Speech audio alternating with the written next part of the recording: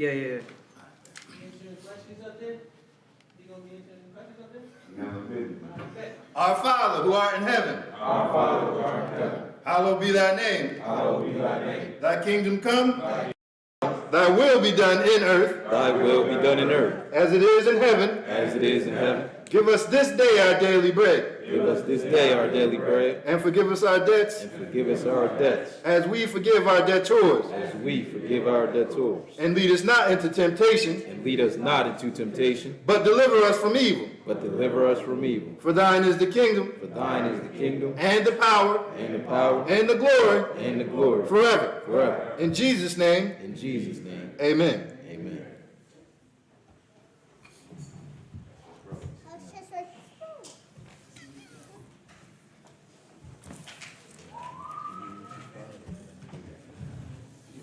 You want me to slide it over like this, bro?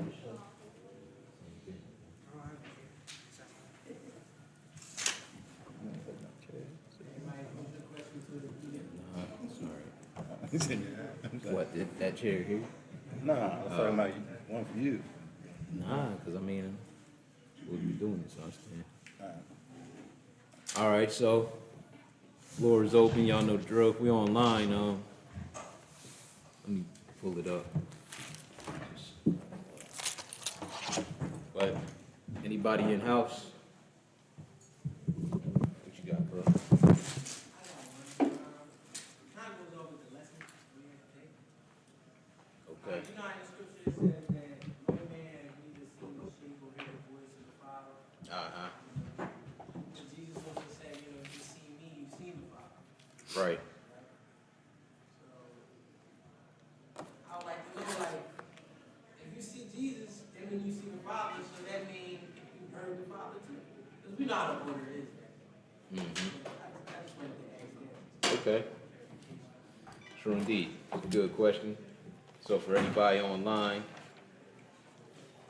from the lesson we have read in John 5:37, we'll start off there. Yeah.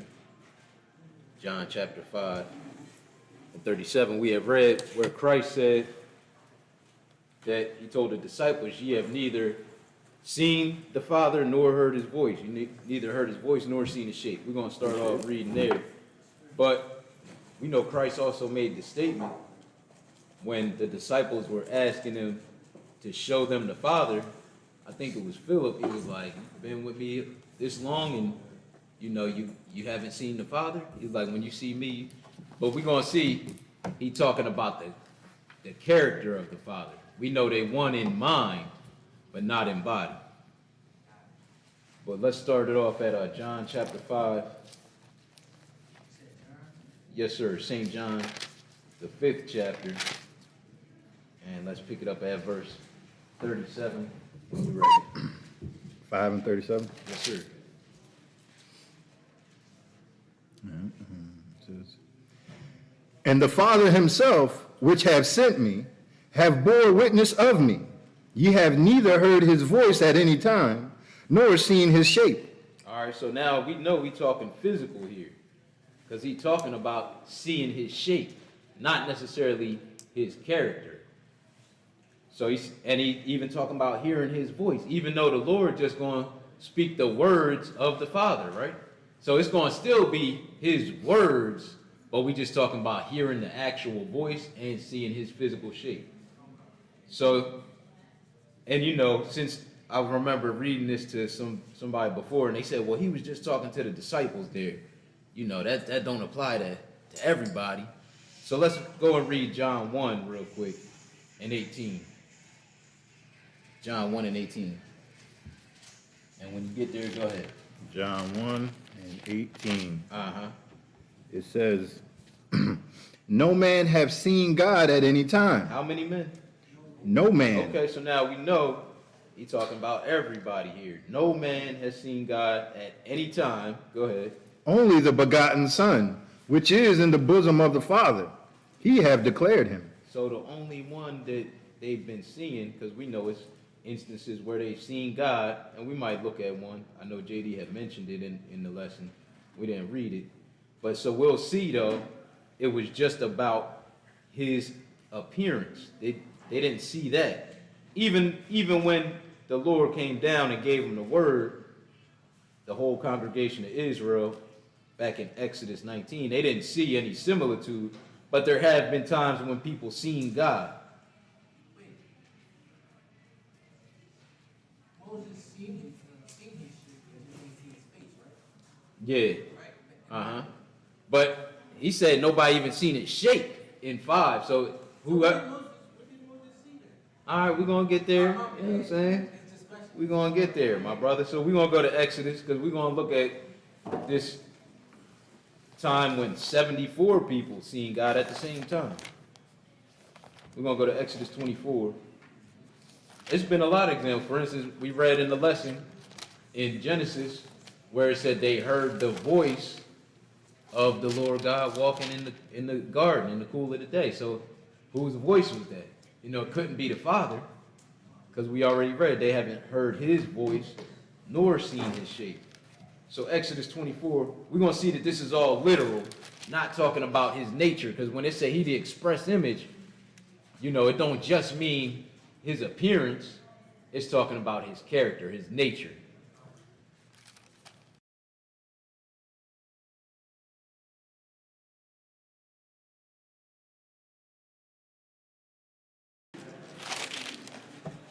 Let's see who all is there. And he said unto Moses, Come up unto the Lord, thou and Aaron, Nadab, Abihu, and 70 of the elders of Israel, and worship ye afar off. All right, so now he calling up 74 people here. We got Moses and his brother, the high priest, and a couple of his sons, and 70 elders here. Verse 2. And Moses alone shall come near the Lord, but they shall not come nigh, neither shall the people go up with him. All right, but only Moses going to come near to the Lord, but we're going to see if he's the only one that saw. Let's skip down to verse 9.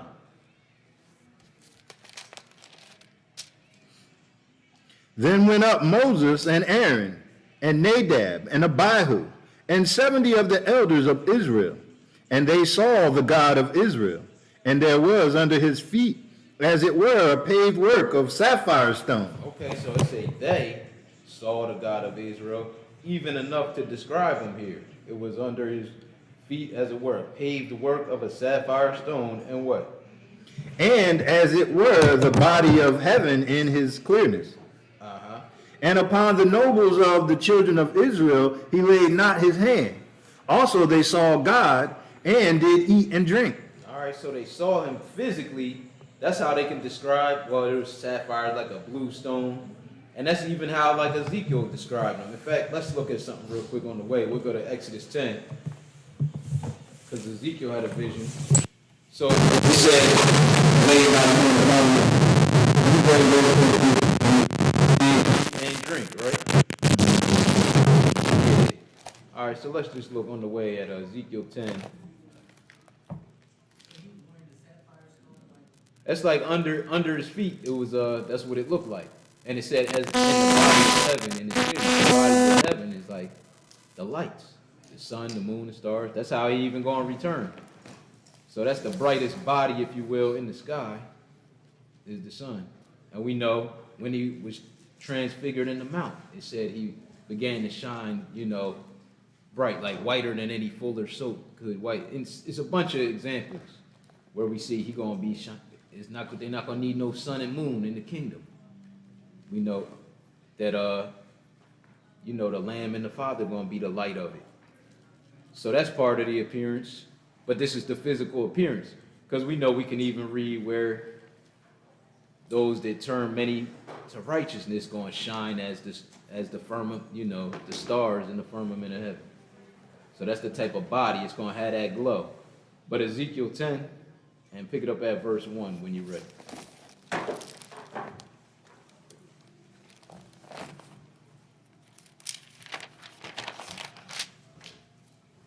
Then I looked, and behold, in the firmament there was above the head of the cherubims, there appeared above them, as it were, a sapphire stone. Oh, sound like what we was reading in Exodus. Same kind of stone he used to describe what was under his feet. So it said it appeared over them as it were a sapphire stone, and what else? as the appearance of the likeness of a throne. Oh, so we know who sit upon this throne, right? So this is the same way that what they seen, this is what Ezekiel seen in his vision. But now let's go over to Corinthians and read that 1 Corinthians 10. And then we'll look at what it's really describing when Christ told Philip, well, if you've seen me, you've seen the Father. 1 Corinthians 10, because that was all literal, what we've been looking at so far. That's why it's describing his appearance. That was all dealing with the physical appearance. But he's saying, what he was saying to Philip, that was along different lines. So 1 Corinthians 10, and pick it up at verse 1. Moreover, brethren, I would not that ye should be ignorant how that all our fathers were under the cloud, and all passed through the sea, and were all baptized unto Moses in the cloud and in the sea, and did all eat the same spiritual meat, and did all drink the same spiritual drink, for they drunk of the spiritual rock that followed them. Okay, so now we dealing with the days of Moses, the children of Israel. We know God was following them in the cloud and in the pillar of fire. And we even see that they all did eat the same spiritual meat and drink the same spiritual drink. What was that? And that rock was Christ. Okay, so hey, that rock that was following them was Christ. So that's what Christ was saying even in that John 1 and 18. He said, only the begotten of the Father. That's who they've seen. And he's talking about himself because he's the only begotten of the Father. So he's saying, y'all really seen me. You just worded it in different words. And he said, I have declared the Father unto you. That's what he said. He put it like in third person in John. He said, only the begotten Son, he has declared him unto you. So now let's go and look at where he said that to Philip. If you know where it is, let me know. I'm just What you looking it up. What was in the lesson? Nah, Something else. where Jesus told one of the disciples, I see, it's John 14. John chapter 14.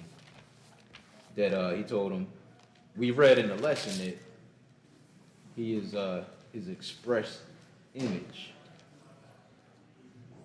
But we're going to see it's applying to more than just his image, because now even man is made in God's image. But who are the sons of God? What determines if you're a son of God or not? There you go. If you led by the Spirit of God, right? So that's what's the same thing, that it's talking about. It's not just physical. It's dealing with even the actual spirit. So John 14, and pick it up at verse 7. If ye had known me, you should have known my Father also. And from henceforth ye know him. See, now look, what's he talking about? If ye have known me. See, now this ain't physical. It's dealing with Jesus' character, with his nature. He said, if ye had known me, ye should have known my Father also. See, they know Jesus not just by, his appearance or by his name even. They knew it by what he was doing. They knew him like even when he asked the disciples, he said, who do men say that I am? And they said, some say you Elias, and some say John the Baptist. But he said, but who say ye that I am? And he told them, hey, you the Christ, the Son of God. And he told them, hey, that Peter was blessed, because he said, flesh and blood hasn't revealed it unto you, but my Father in heaven. But now how did Peter know? It wasn't because people get it twisted all the time, because it'll say name in a lot of places. It'll talk about the name, but it's almost always also dealing with the reputation. That's why Christ can say, many shall come in my name, saying that I am Christ. Because, a lot of people think you got to say a certain name. We know he wasn't using the name Jesus wasn't being, spoken back then when he made that statement in Matthew that many shall come in my name. So, but whose name are they coming? They're talking about the individual, the same individual that came and died. It's always the reputation is attached to it. Because he wasn't being called by that name back then when he made that statement. But they talking about the same individual, but then they're going to bring you some whole other doctrine. So I don't want to get off topic, but he said, if ye had known me, ye should have known my Father also. And what? And from henceforth ye know him, and have seen him. Hey, it's just like the Father there, because he going to do the same things that the Father do. Go ahead. Philip saith unto him, Lord, show us the Father, and it sufficeth us. Right, they want to physically see him. They say, show us the Father. And that'll be enough. Go ahead. Jesus saith unto him, Have I been so long time with you, and yet hast thou not known me, Philip? See, again, he bringing it back to his actions. Because that's the way that they've seen him. Because like he'd say in another place, we'll probably read that next. But he say, hey, whatsoever things the Father doeth, that's what the Son does also. So it's about the nature. Because look at how Christ was. The first time he came, hey, he was even praying for the people that was mocking him while he was on the cross. And what did he tell us to do? To be perfect, even as your Father in heaven is perfect. He said, because he's good on the, he calls the sun to rise on the evil and the good. Mm-hmm. He sendeth rain on the just and the unjust. So he's the same way. He's the express image, not just in appearance, but in his nature. So he said, Verse 9. So it said, have I been so long with you, and hast thou not known me, Philip? He that hath seen me hath seen the Father. And how sayest thou then, show us the Father? Go ahead. Believest thou not that I am in the Father, and the Father in me? The words that I speak unto you, I speak not of myself, but the Father that dwelleth in me, he doeth the works. See, so again, the same way he said we never heard the voice, we didn't hear the Father's voice, but it's his words. That's exactly what he's telling them. He said, the words that I speak unto you, I speak not of myself, but the Father. So it's not his literal voice, but it's the Father. It might as well be his voice because it's his words. Same way the angel, was speaking to Abraham. It was the angel's voice. So we'll look at it. We'll hold your place here. And let's, What are we doing? we'll go to 1 Corinthians 15, I think. Or let's try 2 Thessalonians. It's one of them. What you looking for? 4, chapter 4, where it say he descended with the voice of the angel. We're just going in the trump of God. With the It kind of say the same thing in both, but the one we looking for is Thessalonians. 2 Thessalonians 2. And I'm sorry, 4. 2 Thessalonians chapter 4. 1 Thessalonians chapter 4. There is no 4 in 2. And let's pick it up at verse 16.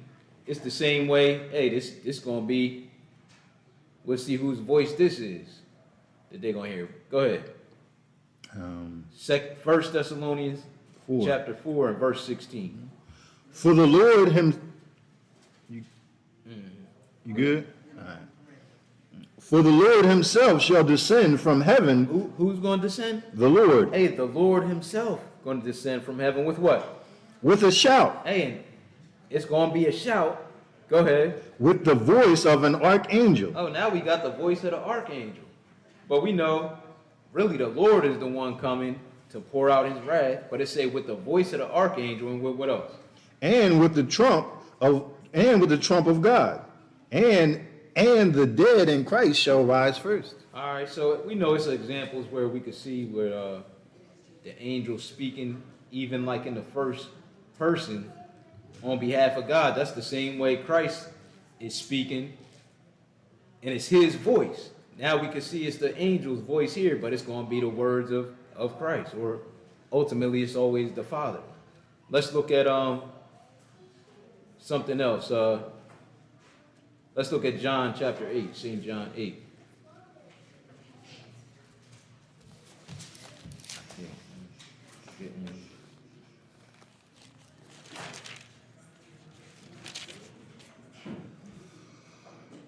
And let's pick it up at verse 28.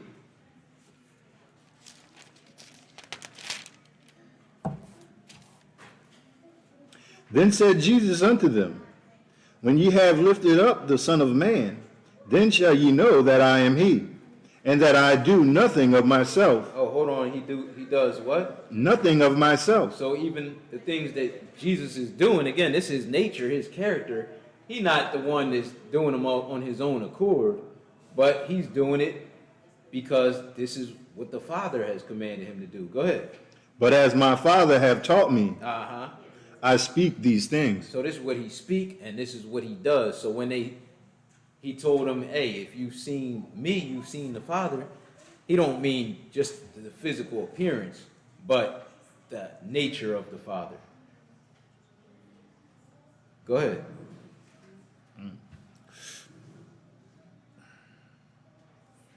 Verse 29. 29, right here. And he that sent me is with me.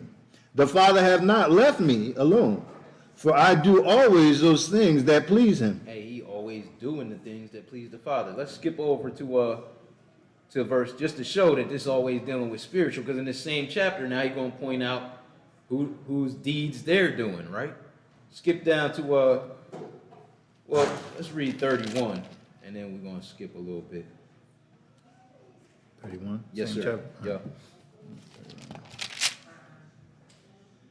Then said Jesus to those Jews which believed on him, If ye continue in my word. If what? If ye continue in my word. If you continue in my word, then what? Then are ye my disciples indeed. Hey, we know that that's how we're going to be the sons of God. People should be able to look at us and see the character of God. Even though they're not going to physically see God. That's why I call him the invisible God. But if we can, Jesus said he the light, right? And he command us that let your good works so shine before men, that they may, or he said, let your light so shine before men, that they may see your good works and glorify your Father which is in heaven. Because ultimately, go ahead. No, my bad, finish. Nah, you got it. No, I was saying so that it makes sense to why he's the invisible God, because if you could see him, Right. that would defeat the purpose of hope.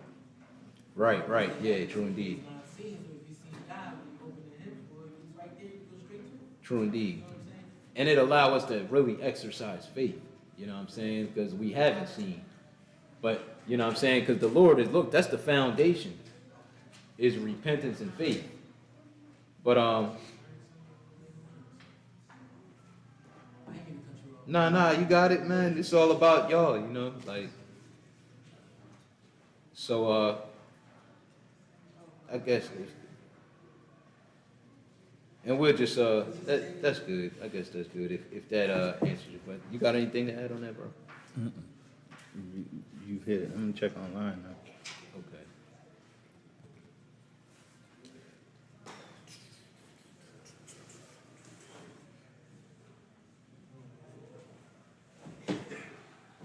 I was about to. Judy said he was about to help me.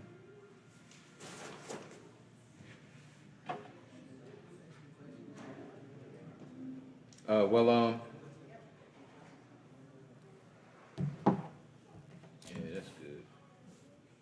Let me look at something else real quick. Since we ain't got nothing else right now. We still is in John. Yeah, I'm John 8 right now.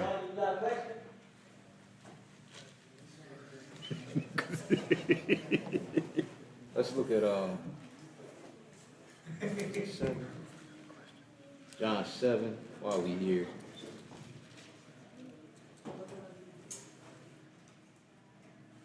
Yeah, let's look at John 7.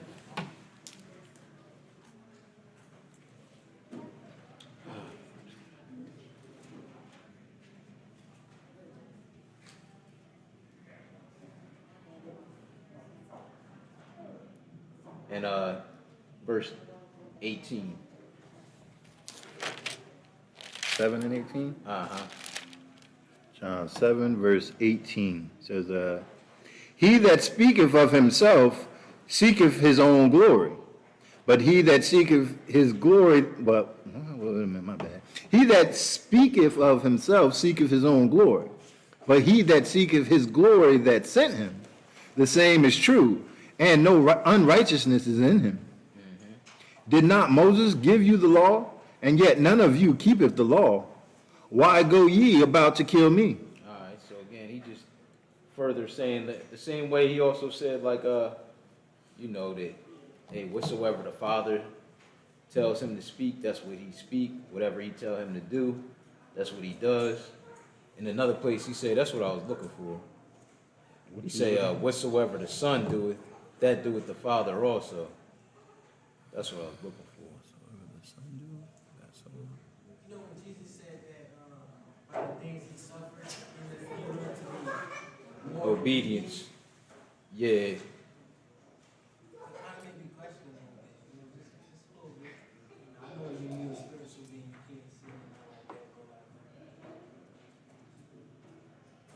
I think he knew by that. By what? Like what he mean by the things he suffered, he learned to be more obedient. He was already as the God.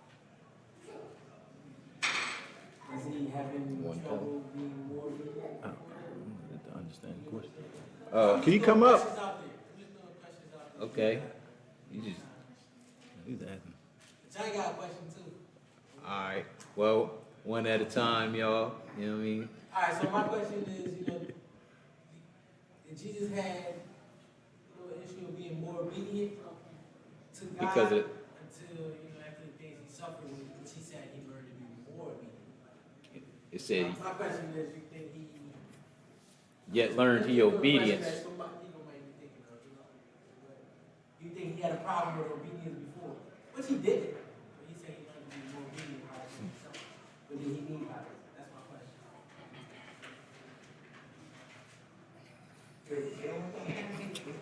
Well, what He scripture are said say it you, one more time.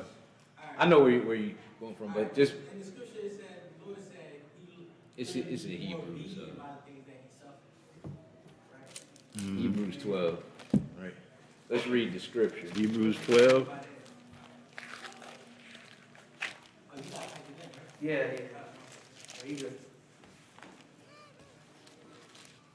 You got to type in the question. I'm trying to get out of here. What's the question? What does the Lord mean by?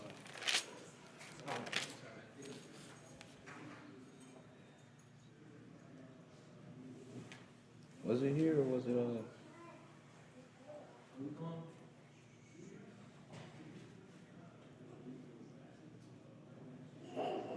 or was it it wasn't Isaiah 53, was it?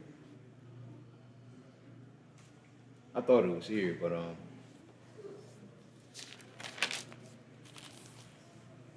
hold on a second. Jesus said? Nah, it's somebody else saying it. They said yet learned. It's Hebrews 5. All right, I'm about to say, I never remember Jesus saying that.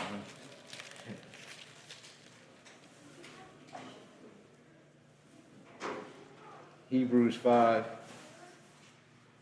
and question about verse 8, but that's pick it up at 7. All right. 7. All right. It says, who in the days of his flesh, when he had offered up prayers and supplication with strong crying and tears unto him, that was able to save him from death, and was heard in that he feared, though he were a son, yet learned he obedience by the things which he suffered. And being made perfect, he became the author of eternal salvation unto all them that obey him. Okay. Call, That should be good. So the Okay. question is about verse 8, right? So you said, did he have a problem with obedience before that, right? I know he did. Right. It's just like, Well, it's a mean that he learned obedience by the things he Mhm. suffered. So it's like us. We don't learn until we suffer. We gotta feel that pain for us to come to you got that? Yeah, You knucklehead, you know what I'm talking about. Yeah, I definitely can attest to that. But I mean, it's actually on the other end of the spectrum, kind of. But I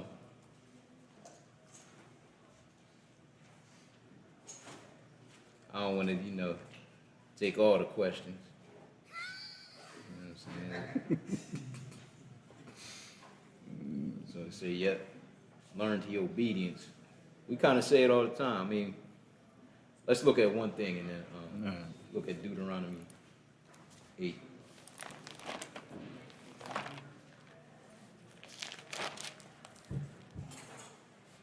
I'm gonna read for you, bro. Deuteronomy 8 and what? And we'll pick it up at verse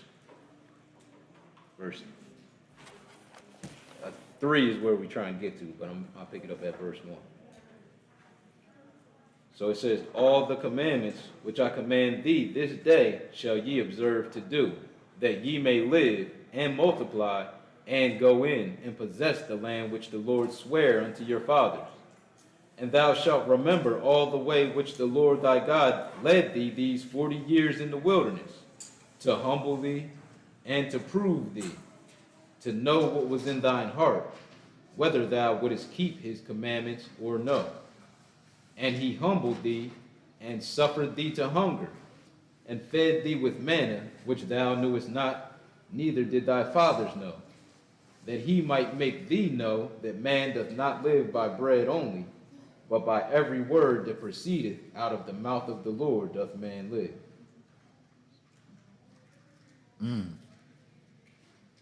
Really 2 and 3.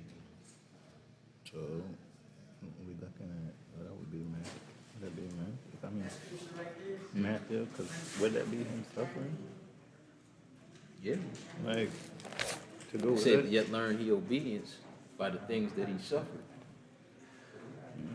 So now we're seeing how the Lord caused Israel to suffer to prove them. My mind is all over the place now. That's all right.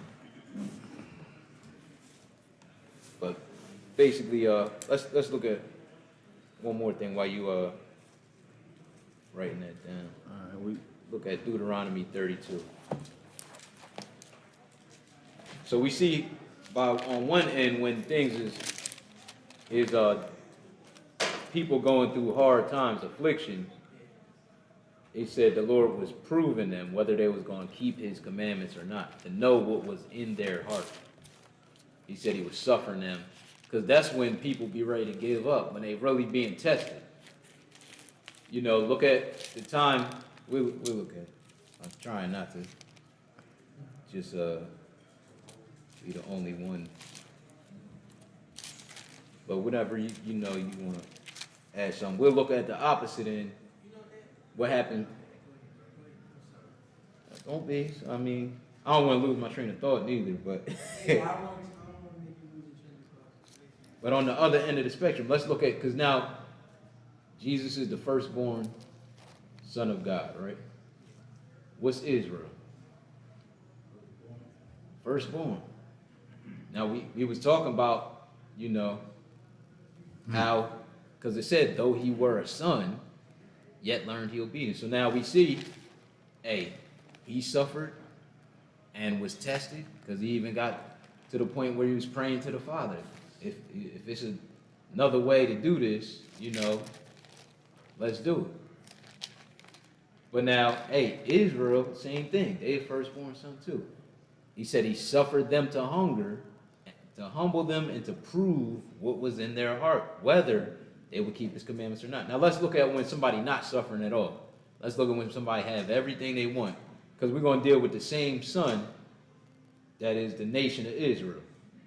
Deuteronomy 32, and let's pick it up at verse 13.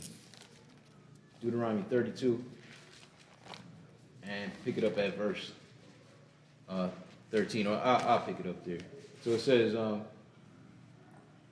he made him ride on the high places of the earth, that he might eat the increase of the fields. And he made him to suck honey out of the rock, and oil out of the flinty rock, butter of kine, and milk of sheep, with fat of lambs, and rams of the breed of Bashan, and goats with the fat of kidneys of wheat. And thou didst drink the pure blood of the grape. So now God blessing them with everything, right? And what happened? It said, but Jeshurun waxed fat and kicked. So now on the contrary, God giving them everything they could ever want. He said they rode on the high places of the earth. So they really living better than everybody at this point. But now they forget about God. He waxed fat and kicked. Thou art waxen fat. Thou art grown thick. Thou art covered with fatness. And what'd he do? Then he forsook God, which made him, and lightly esteemed the rock of his salvation. Now people forget about God when they have everything. So that's why it's harder to be obedient when it's on, you know. God give you really this show how people can forget about God. But really, you really be tested by the affliction that we suffer. Like, got something? Mhm. Yeah. I got when he fasted, and then after that, and then when he didn't want to die before, he asked the God to let the cup pass before him. Mm-hmm. He didn't really want to do it, but he was still obedient. I don't know if that's... Whatever you know.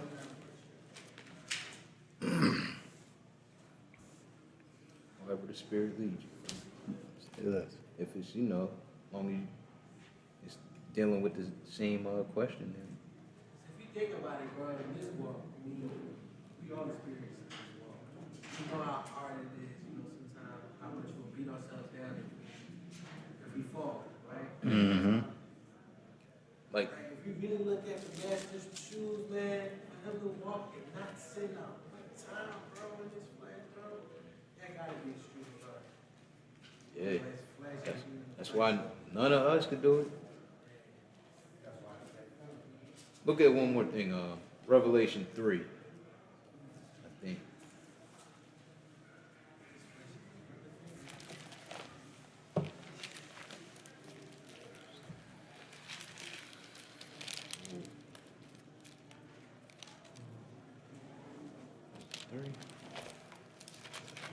Yeah, look at this. Revelation 3 and verse 10.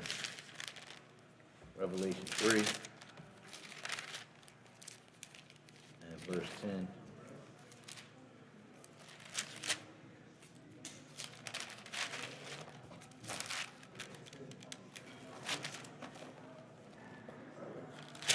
Three and 10. Yep. What does it say? It says, Check this out.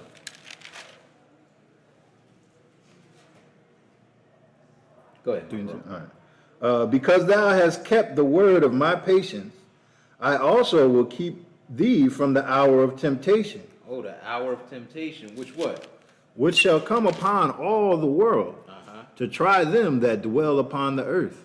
All right, now, mind you, you know, it's an hour that's going to come on the whole earth that people not going to be able to buy or sell. The mighty and the holy people going to be given into the hands of the, you know, this abomination of desolation. He said that's going to be to try the people that dwell on the earth, to see whether they're going to be obedient or not. Again, if you can buy and sell, you might not be that tempted to go against God. But what's one of the things Solomon asked for, like in the Proverbs?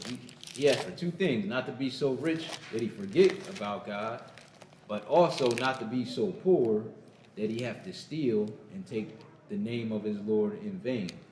So that's when people, one of the main times you're going to be tried, when you suffering.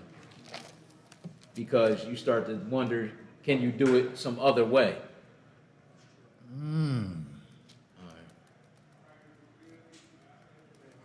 It's the main times when you're gonna get tried. Yes, sir. Boy, that made a whole bunch of sense right there. I guess Matthew 4. Matthew 4 and All right. verse 1. Yeah. Matthew chapter 4 and verse 1.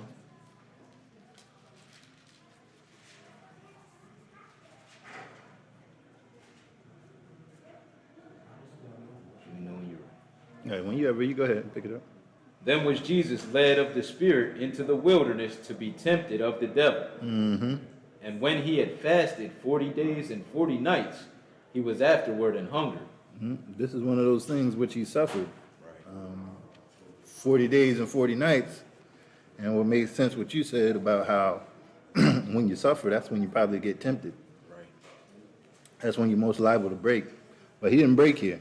Right. So I guess some of those things that he suffered, those were, I guess, made him stronger. That sense. That makes sense. Keep reading. Yeah. And when the tempter came to him, he said, If thou be the Son of God, command that these stones be made bread. But he answered and said, It is written, Man shall not live by bread alone, but by every word that proceedeth out of the mouth of God.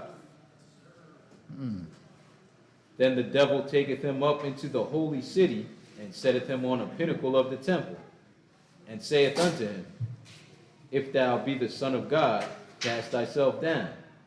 For it is written, He shall give his angels charge concerning thee, and in their hands they shall bear thee up, lest at any time thou dash thy foot against a stone. But he learned obedience through the things he suffered. Right. So that's why he was able to answer this man with this, Satan, with the book right here. Jesus said unto him, verse 7, it is written, Thou shalt not tempt the Lord thy God. Really, that's pretty much on against, eh? All right. I mean,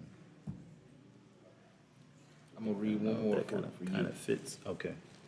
1 Peter chapter 1. Okay. First Peter chapter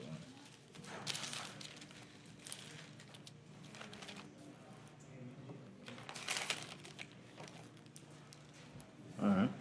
And pick it up at verse 5. Who are kept by the power of God through faith unto salvation, ready to be revealed in the last time, wherein ye greatly rejoice, though now for a season, if need be, ye are in heaviness through manifold temptations, that the trial of your faith, being much more precious than of gold that perisheth, though it be tried with fire, might be found unto praise and honor and glory at the appearing of Jesus Christ,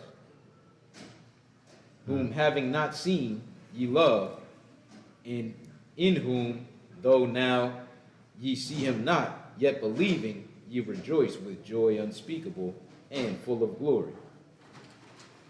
So he's saying, hey, our faith is going to be tried by fire, right? That's like suffering, temptations. It could be called, this is a form of suffering when you're being tempted. That's why we even just read where Brother Hezekiah went and said the tempter came unto. That's what he was doing. He was tempting him. And the Lord had just got done fasting. So, again, if it may not be as challenging to walk within the commandments if, you ain't got no real concerns, if everything going smooth. It could be a trap if you just got everything, you could forget about God. But we see, hey, just like Solomon prayed, The Lord said, He that forget God, unless He tear you in pieces and it be left to deliver. Yeah. It's not playing with it. But yeah, what you got, sis? Okay. So if the Jewish people right now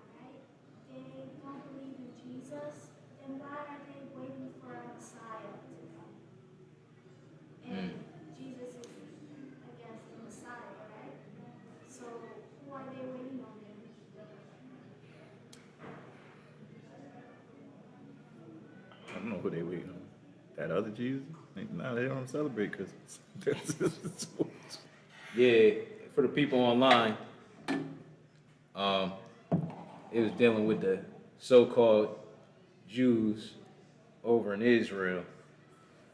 The question was, if they don't accept Jesus as being the Messiah, and like who are they waiting on, you know? Because most of them don't accept that, you know, Christ was the Messiah.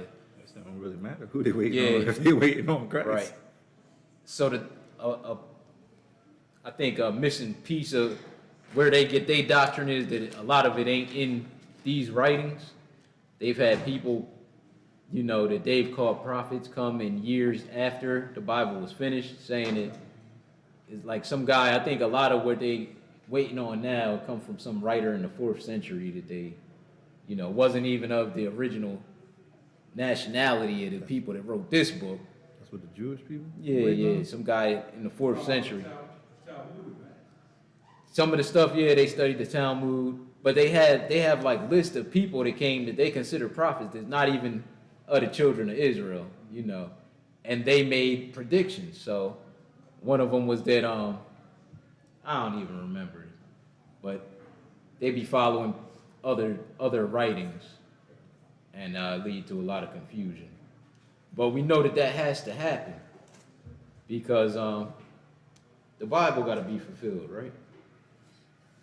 And so many people, when you go on the videos where they promoting the temple being built, they'll constantly affirm, you know, these so-called rabbis and stuff, that when they build the third temple, that the Messiah is going to come. So they get that from some guy, I think, that came in the 4th century. I don't remember his name. But we know that the world got to be ready to accept, you know, the Antichrist. So it all plays right into, you know, how it got to play out. But yeah, that's a good question. It's not what the Bible teaches, but even people that just deal with the scriptures, you know, you be wondering where they get a lot of stuff from. But I guess let's look at it. If you ain't have nothing on that. Yeah, about the Jews? No. Yeah, I mean, the brother said it. He was like, if they not waiting on Christ, then, you know, it don't really matter. And part of it is they deal with other books. They deal with, as Brother Keith said, the Talmud. You know, they deal with another one, the Mishnah. I think it's just like a commentary. I had messed around and bought one. I think it was $50 years ago. Big book. And it's just commentary of some of their, you know, people that they look up to. And I mean, it's just nothing to do with, you know what I mean, just conversations they had, I guess, about laws and stuff. So because of all those other writings, they be getting confused. Because those people that wrote that stuff not even of the same, they're not of the children of Israel. You know, that switch happened in between, and now they following somebody else's writings. But let's look at Matthew 24, I guess.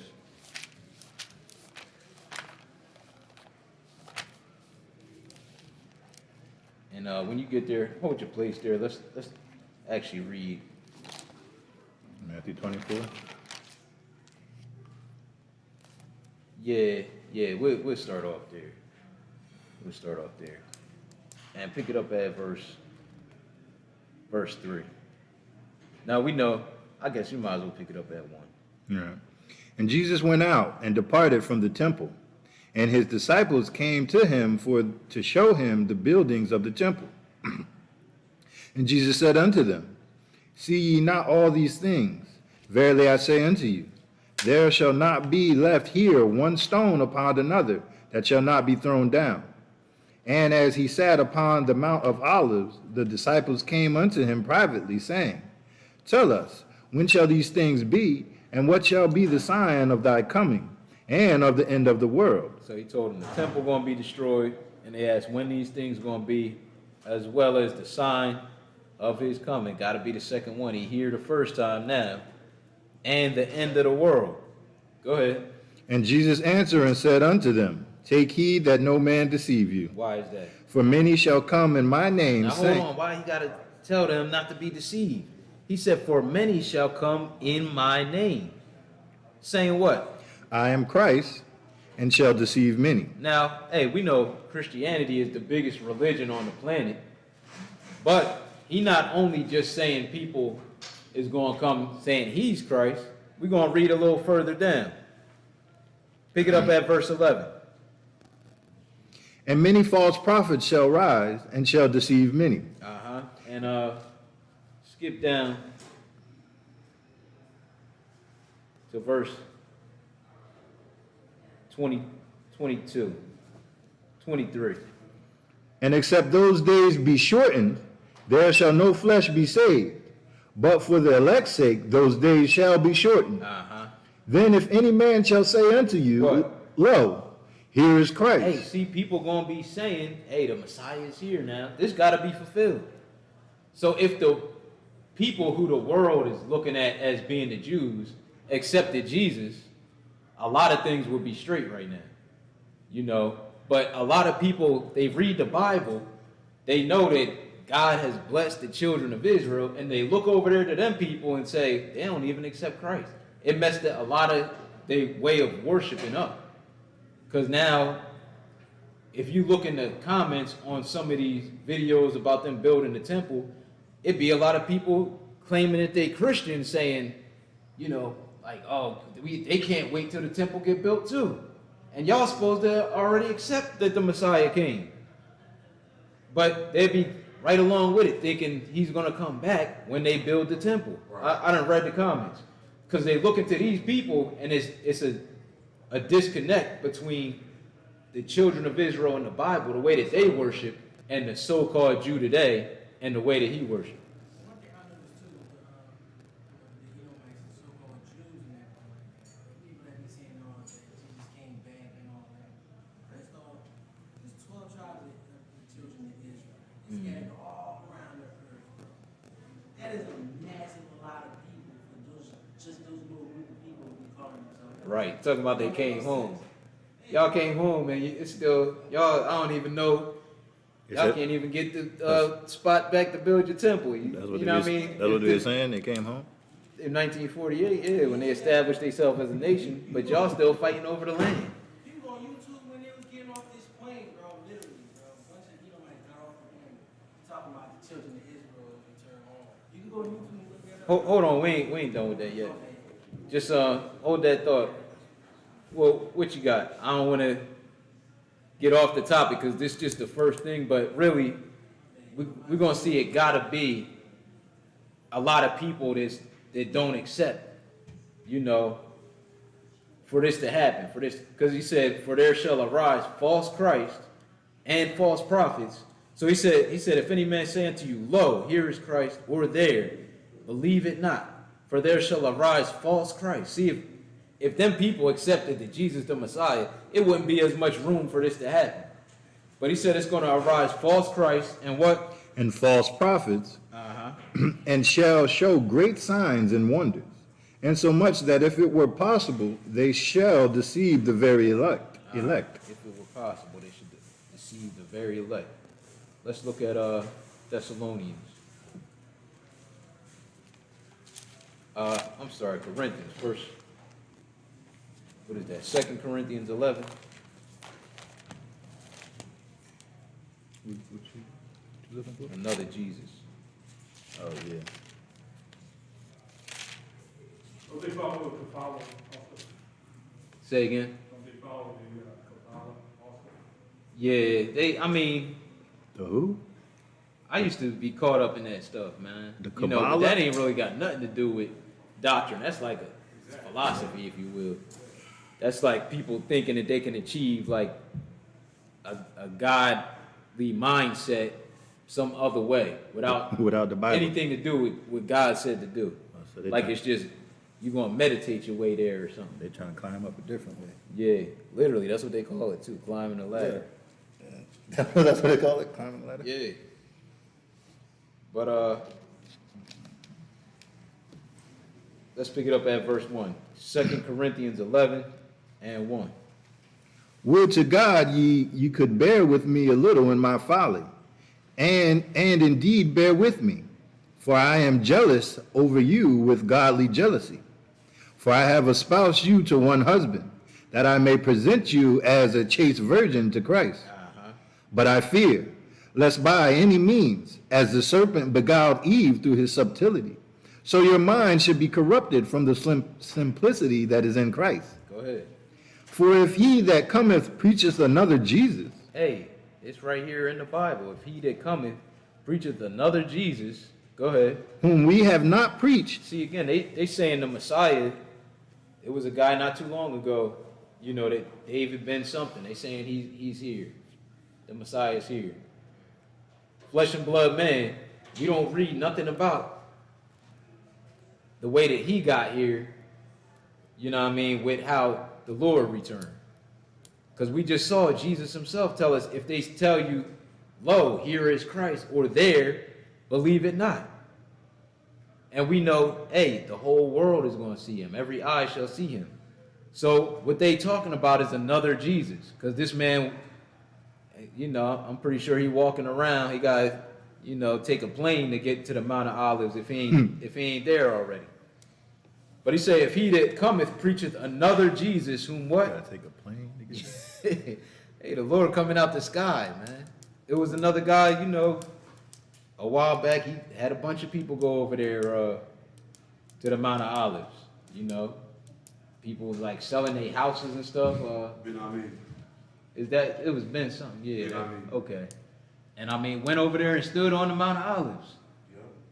And it didn't do nothing. It's still there to this day. So, you know, the Lord said that was going to happen. It was going to be false Christ. So it has to, if them people just accepted the real Jesus, I bet you a lot of the world wouldn't be as confused when people came claiming to be Christ now.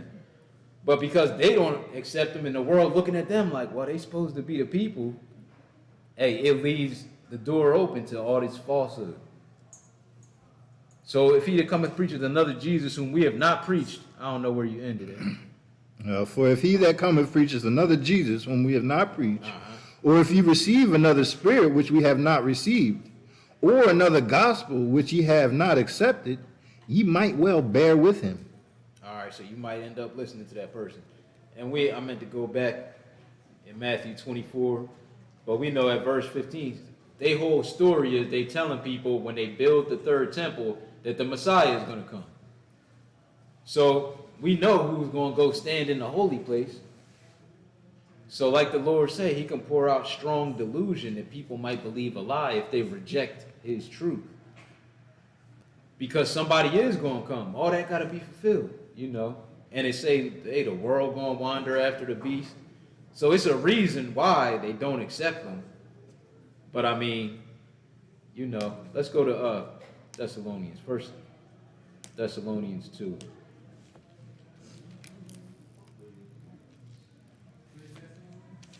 Is it, or is it second?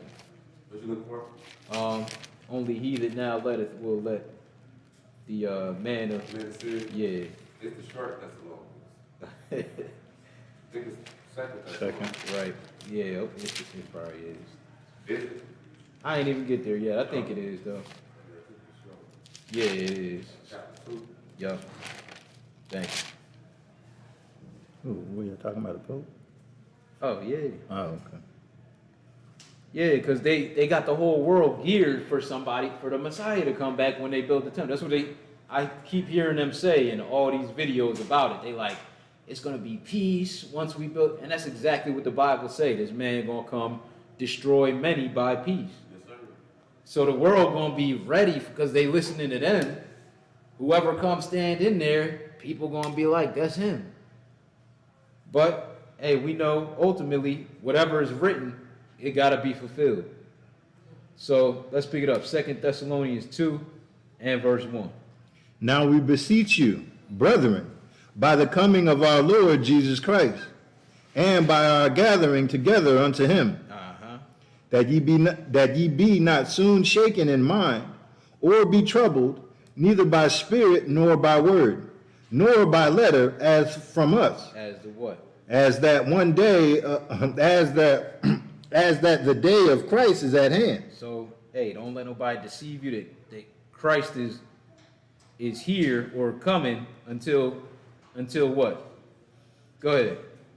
Let no man deceive you by any means, for that day shall not come except there come a falling away first. See, again, it got to be a falling away from the Bible, from the truth. And we know these people calling themselves Jews don't even accept that Christ was the Messiah. Now it's so-called Christians, they waiting for the Messiah to come when they build the temple. Go ahead. And that man of sin be revealed, the son of perdition. Again, we know who this talking about. He already claiming to be God. That's what his title means, substitute for God. So when he go over there, hey, the so-called Jews done gas the people up to think the Messiah is coming, and he gonna be right in line to say, hey, here I am. Go ahead. So it said, unless, and that man of sin be revealed, the son of perdition or destruction. Go ahead. Who opposes and exalteth himself above all that is called God, or that is worshipped, so that he, as God, sitteth in the temple of God, showing himself that he is God.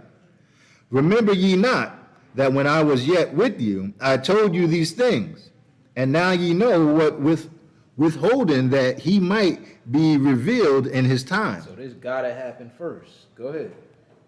For the mystery of iniquity doth already work. Hey, this been going on, the setup for this for a long time. Paul said it was already in motion during his days. He said, for the mystery of iniquity does already work. Go ahead. Only he who now letteth will let, Who's that? until he be taken out of the way. So who's allowing this to happen?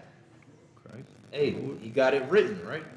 So it gotta be by whatever means it happened. That's how it's gonna happen. Whether these people don't accept Christ, whatever, it's gonna play right into how the Lord got it written.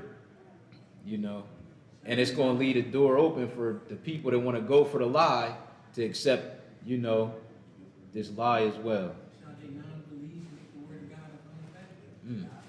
God forbid. I don't know if that answers your question or if It she was even The question I was, know, right? who The is they person that waiting ain't on? That ain't in here. Right. Nah, I don't know. Y'all had anything else?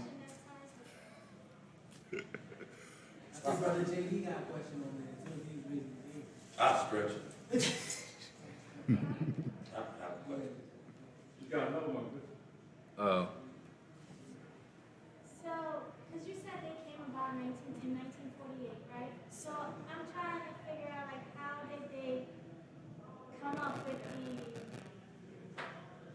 idea that they're Jews? Like, who started it? Who can answer that one? Yo, yeah, please do. Great question. We don't need the Bible for this one. We need history. There you go. That's why I asked and I answered. So you have a religious sect called Zionist. Zionist. Zionist or whatever. And I ain't going nowhere. Okay, huh? No, they're not. The Zionist is Zionist is the religion, is a religious nation of Judaism. That's what Zionist is. Matter of fact, grab my phone. Did I leave my phone on? Let me see if I can look it up for you. So anyway, after World War II, when they decided to split up Palestine or whatever that part is, they awarded, England and the United States awarded Israel to the Zionists. So the reason I'm calling them Zionists, that's what they're called, is because that is not a nation. It's a religion. You understand? But you gave a religion a nation. For example, Christians don't have a nation. Islam don't have a nation.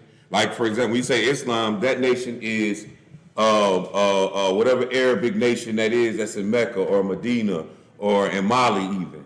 But it's not a religion. I mean, it's not a nation. So Zionism, this is what Zionism is by Wikipedia. Zionism is a nationalist movement that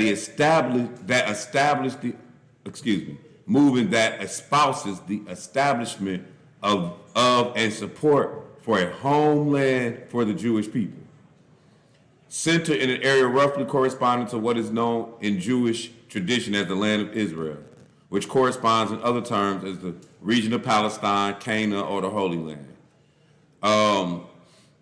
Modern Zionists emerged in the late 19th century in Central and Eastern Europe. So this is where they started. When you say Central and Eastern Europe, part of it is the Jews that were involved in the Holocaust. That's why a lot of because Eastern and Central Europe is German. So a lot of what you hear in Jewish language, the so-called Hebrew, is has a lot of, we call it Yiddish, but it has a lot of German tongue to it. Modern Zionists emerged in the late 19th century in Central and Eastern Europe as a national revival movement, both in reaction to newer waves of anti-Semitism and as a response to Haskalah, or Jewish enlightenment. So basically what they're saying is people started to wake up as Jews. Now, from 1897 to 1948, the primary goal of the Zionist movement was to establish the basis for a Jewish homeland in Palestine. So this Zionist religion, their whole objective was to get the Jews back into the land. Who they saying are the Jews, though? Not Israelites, but Jews by a religion. And thereafter to consolidate it in a unique variation of the principle of self-determination. The Zionist movement viewed the process as an ingathering of the exiles. So what the Zionists are saying is, when the Bible says that we're going to gather the children of Israel and bring them back to the land, the Zionists are saying they're doing that by bringing the Jews, the so-called Jews, back into the land, whereby Jews everywhere will have the right to immigrate to historical Palestine as a haven from the persecution, an area which Moses in the Bible stated was the land of their forefathers. Zionist ideology also includes negation of Jewish life and the diaspora. The Lover of Zion united in 1884, and in 1897, the first Zionist Congress was organized. So again, Zionist is a religious nation. That's what it is. And they are, this religion of Edom is who's saying that the Jews is really a trick. Zionist is a religious nation. That doesn't exist. Israel is probably the only religious nation. So basically what they're saying is, we starting a religion based off our nationality, or we starting a nationality based off our religion. That's a better way of putting it. And they're saying that we're supposed to be back in the land of, like the gathering, how we had a gathering, the Feast of Tabernacles. They're saying we're supposed to be back in the land. So this religion is responsible for bringing the people back to the land. That makes sense? So that's how the so-called Jew got back into the land in the year that he quoted, 1948. You had your hand up, bro? Yeah, weren't they Khazarian converts? Absolutely. So, what he's saying is they are. So when you look at Colossians, and one time Paul says whether you Jew or Gentile, Greek, or something, he said barbarian or Scythian, something like that. That's what we would call your Ashkenazi people. They are the Scythians. These are barbaric, basically, German, basically, people who have taken on the custom of Judaism, not even of Jew or Bible. They took it on the custom of Judaism. So these are the people who are now saying, because y'all got this nation based off of religion, or religion based off of nation, either way you will look at it, they saying, well, we're part of this nation because we have the religion. so we could be a part of this nation. Therefore, most of the people that went back to the land were Gentile, more so than Edom.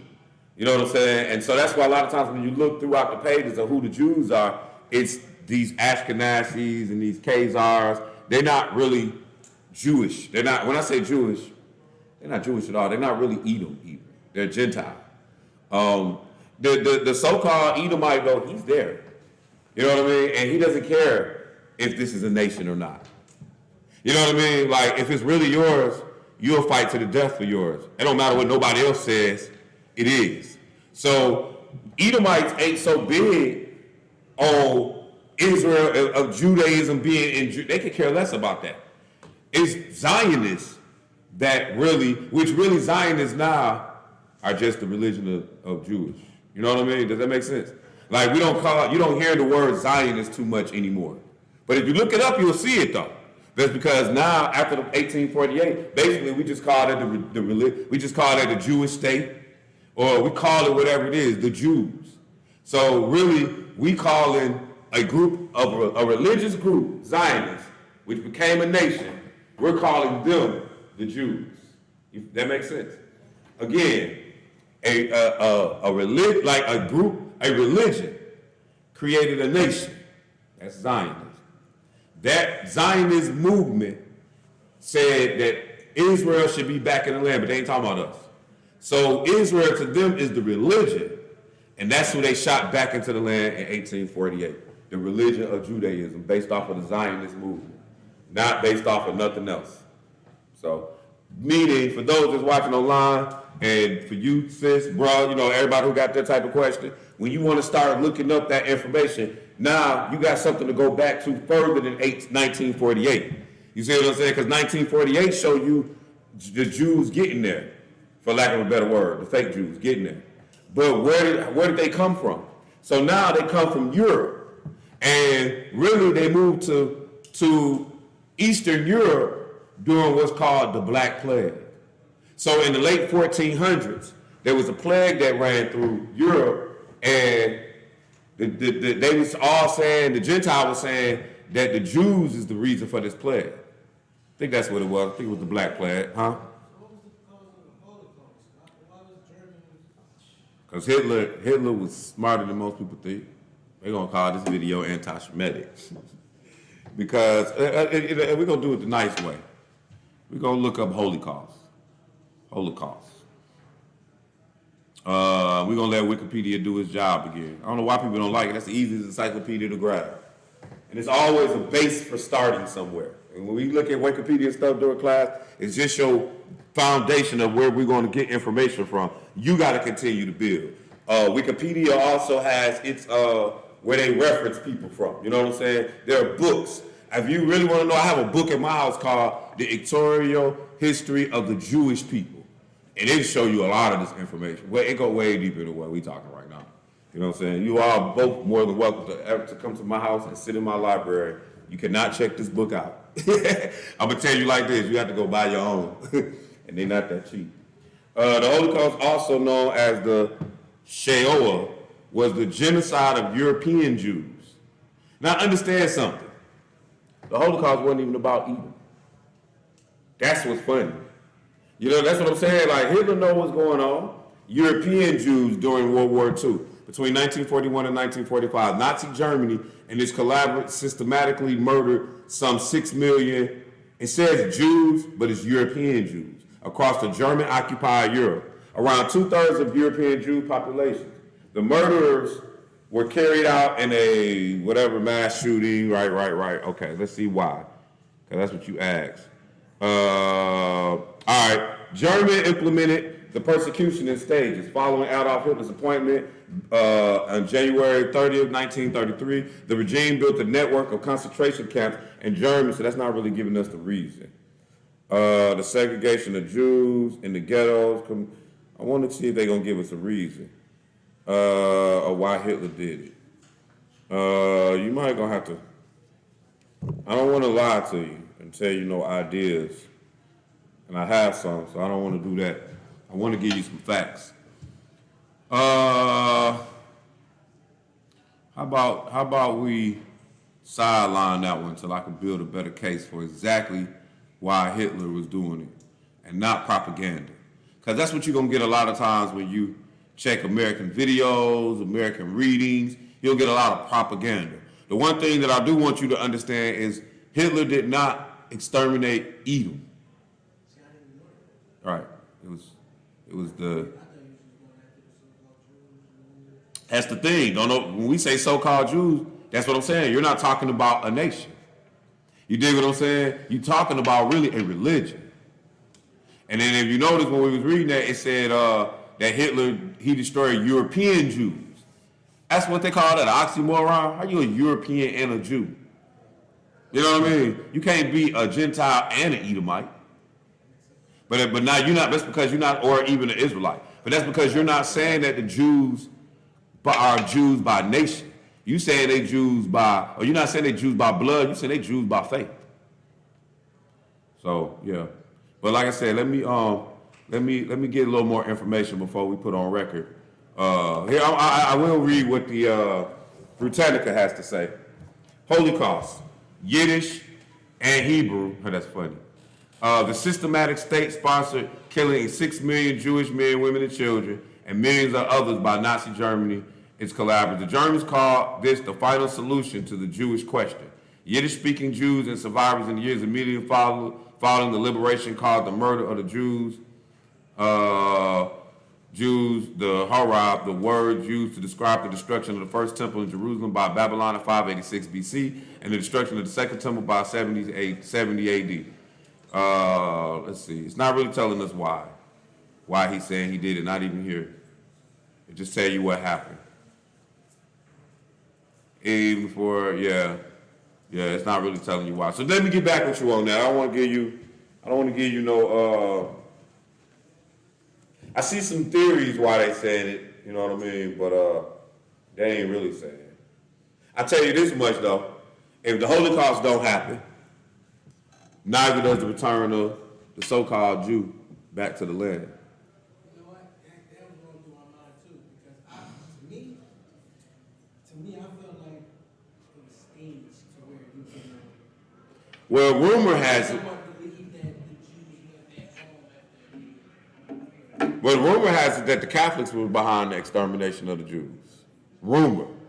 And when I say rumor, like I've seen and heard and read that, but I don't have anything to support that. So it's only a rumor. And that's probably most what you're going to hear in Western civilization about the evils that's done in the Eastern side. You dig what I'm saying? You're never really going to get a hardcore truth behind it. It's just like, you know, Napoleon is a bad guy in history, right? Who sponsored his war, though? Nah.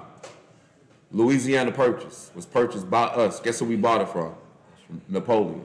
We sponsored his war. They just won't tell you that.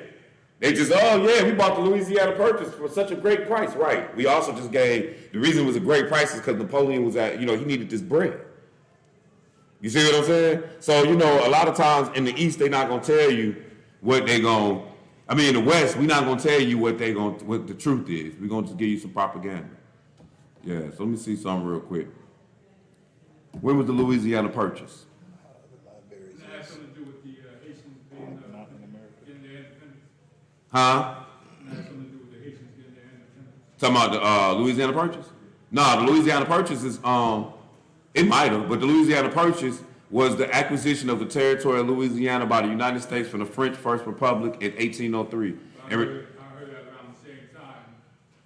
Maybe. The Haitians Maybe, since it was broke the French. away from France. But yeah, and what I'm saying is, I don't know. You could be right. I don't know. That's what I'm saying. I don't know. Like, you could very well be right. I'm gonna look into that, but I don't know. The United States from the French in the 1803, in return for $15 million, or approximately $18 per square foot. Man, I wish we could get something like that. In Middle America, France only controlled a small. It's gonna tell you in here though that who they bought it from. They bought it from Napoleon though. The Kingdom of France had controlled the Louisiana territory from 1699 until it was ceded to Spain in 1762. In 1800, Napoleon, the first consul of the French Republic, regained ownership of Louisiana, as part of a broader effort to reestablish a French colony. You see what I'm getting at? So at the end of the day, though, his war, we bought it from Napoleon. And his war is behind our money, yet he's such a bad guy. So I'm just saying you have to be careful with history, because history is really told by the victor, number one, and also, which Germany can't tell the story, they lost. And also, in the West, the history is going to be catered to our liking. It's like if you take British history in high school, you take British or world history, it ain't world history, it's American world history. You know what I'm saying? It's world history as it walks you to America. You see what I'm saying? And it walks you to the interactions of America. Even when you start talking about how we learned about the French Revolution and all the revolutions, right? That leads you into the World Wars, where guess who involved? We are. So what I'm saying is, history taught here in America is America propagated, so you have to be careful of it. But at the end of the day, I'm not sure exactly why Hitler was saying we go to exterminate the Jews or the so-called Jews, but I do know that if we have no Holocaust, then the Zionists don't have a movement at the end of the war because at the end of the war is when they annexed Palestine. Because you got to understand, before the war, not the Ottomans, but the Turks or something, they got all the Middle East. You know what I'm saying? So it's like whoever had it during the World War, like right during World War II, they lost it basically, and it got split up. The Middle East got split up a little bit. After World War II is when you get your Arab allies too. You know what I'm saying? They come about too. All that. Everything starts taking this real shape after World War II. So yeah. So that's all I can give you on that. But like I say, that's how they got back to the land in 1948. The Zionists. Do they also go by the 12 tribes of Israel? No. They don't have no tribes. That's what I'm saying. They're not even Edom. Even Edom could do that. They ain't got no tribes. It's a religion. They migrated from European Yeah. countries. Yeah, that's why they don't speak. That's why I laugh when these young brothers be talking about speaking Hebrew. I'm like, bro, this is the third Hebrew, and this one ain't Hebrew, it's Yiddish. It's German. You go listen to the German language, which I took in Lutheran school. So I went to Lutheran school for 1 year, and I took German. And when I hear Hebrew, the Hebrew they speak today, it sounds just like the Yiddish, or it sounds just like the German that I was learning. You know what I mean? Because that's what it is. You know, that's exactly what it is. So most of your so-called Jews, they not Edomites. Most of your so-called Jews are Khazars or Ashkenaz. They Gentiles. Mm-hmm. What school was that? I went to a school called East Bethlehem when I was in middle school. Elementary school. And I'm in the 3rd grade. They made us learn German. You know, right? Look, that's why I learned about Martin Luther, all of that. Mm-hmm. So I could say Good Morgan. And I remember the number 6 because it sounded like sex. You know what I mean? So it was like I was never going to forget that one. I know the Hebrew, the so-called Hebrew now is shesh. Yeah. 6, probably is. Yeah, and in German it's sex. It's basically sex. Okay. You know what I'm saying? It's sex with like a TH or something at the end. Sex or something. So yeah. But yeah, so I don't know. That's it on that, I guess. But that's good. I'm gonna look at some more because I want to know why is Hitler saying he did that. So, you know. But I heard though that the Catholic Church was really more behind that than Hitler. So it wouldn't either. It wouldn't surprise me at all. You got to remember that at the end of the day, the Catholic Church still knighted. Well, they tried to knight Napoleon. Same way they united with the Muhammad movement and all that, trying to exterminate the Jews. Huh? The Catholic Church, how they united with the like Muhammad and Islam. That's what they say. I don't know. Because I don't understand Islam to come from that way. Because when See, we were reading it earlier, it said genocide. So Yeah. basically murdering their own people. yeah. Well, here's the thing about Islam. So in the Middle East, you had it was polytheism over there. It was all kind of gods. So to me, the moon god came out of it all, the victor. That's how I see it. I don't really see that the Catholic Church, there wasn't even a church of significant power at that time. So now you get Islam come up, that's 600, 700 AD, and now in 800 AD begins your holy wars. So I don't know how accurate the Catholic Church started the Muslim church really is. And I've never heard anybody who's Muslim make that claim either. Nah, So- They might not know. Yeah. They were super No, when I mean wise. that, I mean like they scholars. Right. Yeah, that's what I mean. Like from another perspective, like anybody who even walked away from Islam. They don't usually make that claim. Because really Islam starts off as the moon god.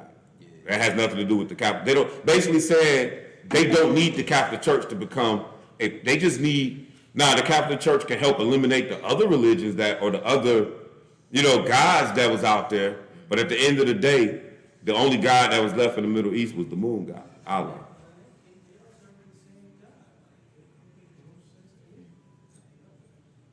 I don't know if you've seen that video, man. It's recent, like last year. Like all the so-called religious heads was inside the Vatican signing a peace treaty. Like I'm talking about they had this. But I know Muslims have different fractions. You know how Christians have different. Like you got the Sunni Muslims and the, what's the other one? The Shiites. The monks, they had a monk in there, all types of different people signing this paper. I don't doubt it, man, because after a while, You can look that up, but the funniest thing about it, the reason why I kind of believe it though a little bit, is because all them so-called religious heads, and they were taking turns one by one kissing his hand. but here's the thing that we got to peep out, though. At the end of the day, the Arabs and the Muslims is not rocking with the Catholics. The Haitian Revolution had many international repercussions. It ended Napoleon's attempt to create a French empire in the Western Hemisphere and arguably caused France to decide to sell its North American holdings to the United States and Louisiana Purchase, thus enabling the expansion of slavery into that territory. So what you're saying is, but Haiti fought against that, you're saying? No, I'm saying the Haitian Revolution is one of the reasons why the French sold. Oh, Louisiana, you say? Okay. Because they couldn't hold on to Haiti no more? They just gave up everything? Yeah. They needed the money now. Yeah, they definitely needed the money, though. Yeah. Especially when you sold it on pennies on the dollar like that. Yeah, that's good stuff there, though. So, yeah, all that history is good to learn and understand. Just got to be careful with it, because That history shows you how much like those people really just remember, it's always told by the victor. The loser don't get to tell his story. You know what I mean? So it's always one side. You know what I mean? So like I say, at the end of the day, when you look at the book of Daniel, and it's showing you the boundaries. Matter of fact, let's turn there real quick. Let's go to Daniel 11. I'm gonna show you the Antichrist boundaries.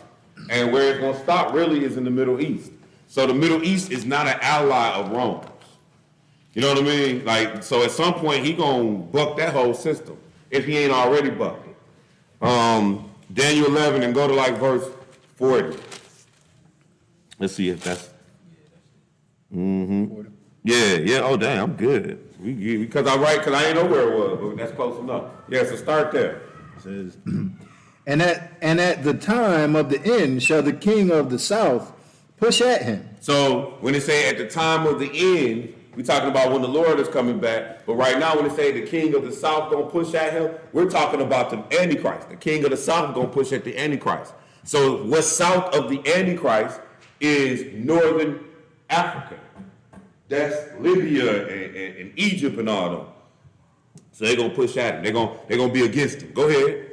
And the king of the north shall come against him like a whirlwind, with chariots and with horsemen, and with many ships, and he shall enter into the countries and shall overflow and pass over. So it's still talking about the Antichrist. He's gonna overflow these countries that he gonna hit. It's gonna tell you who. Go ahead. He shall enter also into the glorious land. He gonna get into Jerusalem. That's the glorious land. Go ahead. And many countries shall be overthrown. Yeah. But these shall escape out of his hand. So this is the reason why the Antichrist don't take the whole world when he gets to Jerusalem. Because these countries escape. Meaning these countries, they fight against him or are against him. Which countries is that? Oh, we at 41 now, right? Yeah, 41. Daniel 11 and 41. The end of 41. Even Edom. So Edom not going to be in the control of the Antichrist. Which makes sense because that's where your wilderness is. Edom is really south of Jerusalem. Go ahead. And Moab, which is east of Jerusalem. So basically, he gonna get to Jerusalem, and Moab and Edom, well, who they're not, the Arab. Go ahead. And the chief of the children of Ammon. And so basically, our brothers ain't hearing that. If you pay attention, who them is, that's a lot. That's Lot's sons, and that's Well, that's really Edom, so that's Esau's sons, which is really still the sons of Isaac, Abraham, Isaac. Yeah, keep going. He shall stretch forth his hand also upon the countries, and the land of Egypt shall not escape. Right, so now you seeing, but Egypt not going to escape. So Northern Africa, the Antichrist going to get that. But once he gets to glorious land, the promised land, he's not going to be able to get Moab's land, Edom's land, or any further over. Go ahead. But he shall have power over all these You good? He shall stretch forth his hand also upon these countries, and Egypt shall not escape.